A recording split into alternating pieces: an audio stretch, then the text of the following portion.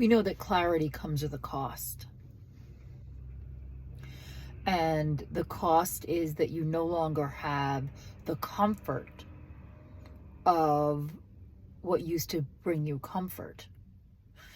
Meaning that what used to make you feel better because you have altered, and maybe you know that that's false, no longer works anymore.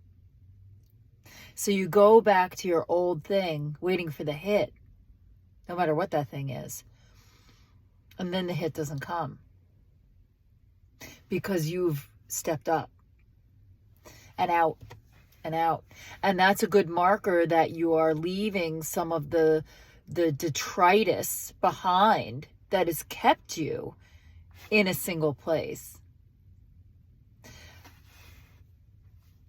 I've been through really like a month and a half of very, very heavy evolvement of evolution in every way, of coming to terms with places of peace in my body, coming to terms with my relationships just evolving and changing.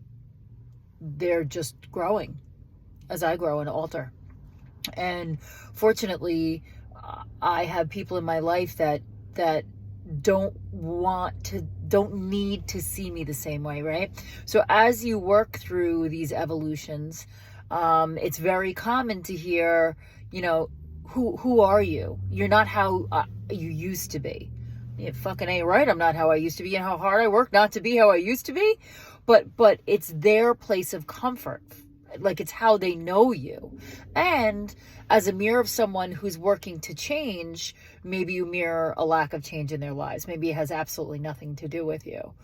But I guess my message today is just keep at it. Just keep at it. Keep at discovering what your new way to soothe yourself is, because it's probably a little more healthy.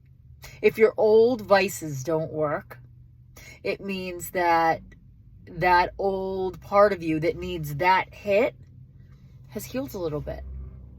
And so they kind of bounce off, which is amazing. And so congratulations. And if you fall back and it does bring you a little bit of soothing, get back up and start the next day. That's all. Nothing's ruined. Don't fall into the trap of I fucked it up, so that's it. Fuck it. Don't do that. That's where the high standards and the beating yourself up over your high standards turn actually into self-sabotage. And they turn into a cop-out of what you're really after. So if you're in the stage of any kind of evolution, I respect that journey. And as I had to spin out to start to climb the spiral staircase. So for me, often, it is almost always I leap and then I backfill. I leap and then I backfill.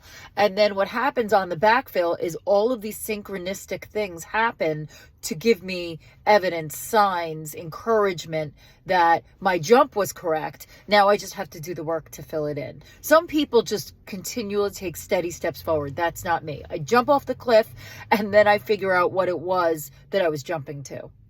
So I get the punch, I go into the pit, and then I have to work to learn the lessons to spiral up out of it.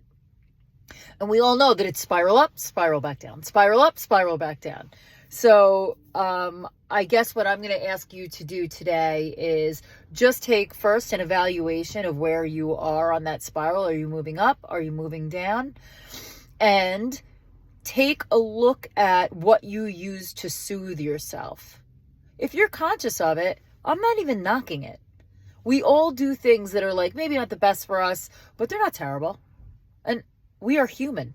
We need to be able to self-soothe. Because if you pack that all down and you live this white life, it will all come out in a probably more self-defeating and self-harming way. So have the chocolate chip cookie. Whatever it is for you.